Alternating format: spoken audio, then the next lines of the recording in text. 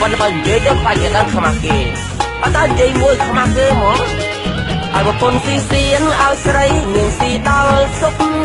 ឲ្យតែប្រលប់ខ្ញុំនឹងមិនចេះនៅផ្ទះបាយលឿនមិនមិនចូលលើផ្ទះមានតែអ៊ូលព្រោះបាយឆ្នាំងចាស់បើបាយជ្រៅផ្ទះសូមប្រាប់ផងចូលស៊ីមិនឲ្យចាញ់ជ្រូកបើនិយាយរឿងស្វឹងខ្ញុំតែងងវិញមិនដឹងអីជួបតែលើដីសម័យដូចតែលើពូកមនុស្សពីរបីនាក់មកដាស់មិនញាក់ថាវាបានគុំជ្រូកមកឈ្មោះអ៊ូពូកឲ្យខ្ញុំភ័យរត់ភ្លុកទឹកភ្លុកដីមិនរត់ខ្លាចជ្រូកប៉ុន្តែខ្ញុំខ្លាចរឿងមួយយ៉ាងស្រវឹងតែចងាងខ្លាចណាស់ឡានឡោកាន់ដី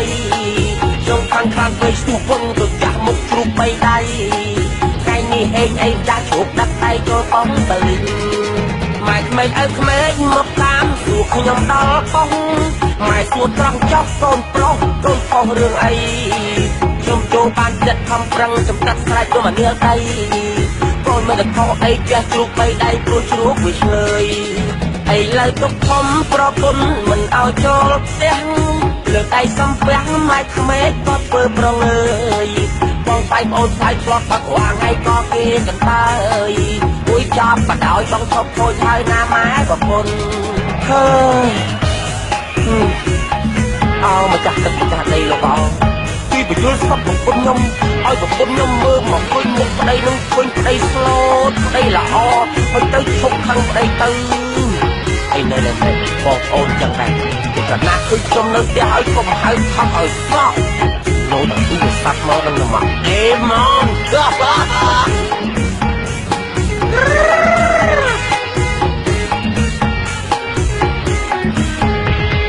ឲ្យប្រពន្ធស៊ីសៀនឲ្យស្រីនាងស៊ីដល់សុខ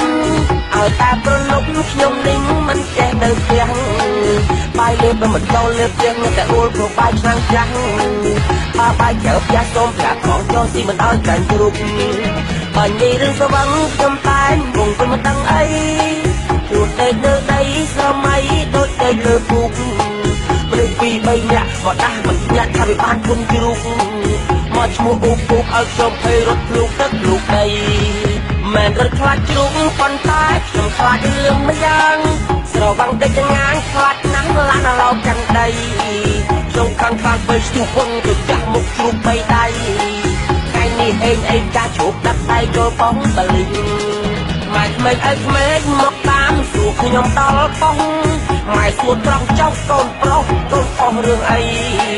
ខ្ញុំចូលបានចិត្តខំប្រឹងចំកាត់ស្រែកទៅមកនាលដីកូនមិនខុសអីចាស់ជ្រូកបីដៃព្រោះជ្រូកវាឆ្លើយឥឡូវទុកធំប្រពន្ធមិនឲ្យចូលផ្ទះ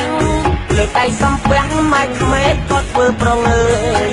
បងបាយប្អូនស្អាយឆ្លត់បាក់វាងថ្ងៃក៏គេកន្តើយអួយចាប់បដោយបងឈប់ខូចហើយណាម៉ែប្រពន្ធឈប់ខាងបងទៅណាអូនណាចាំបងមកមិនឯងណាទៅញ៉ាំកលៀនគោហើយទៅគឺមកផ្ទះគេយឺតគេចង់មកយឺតទឹកលេខ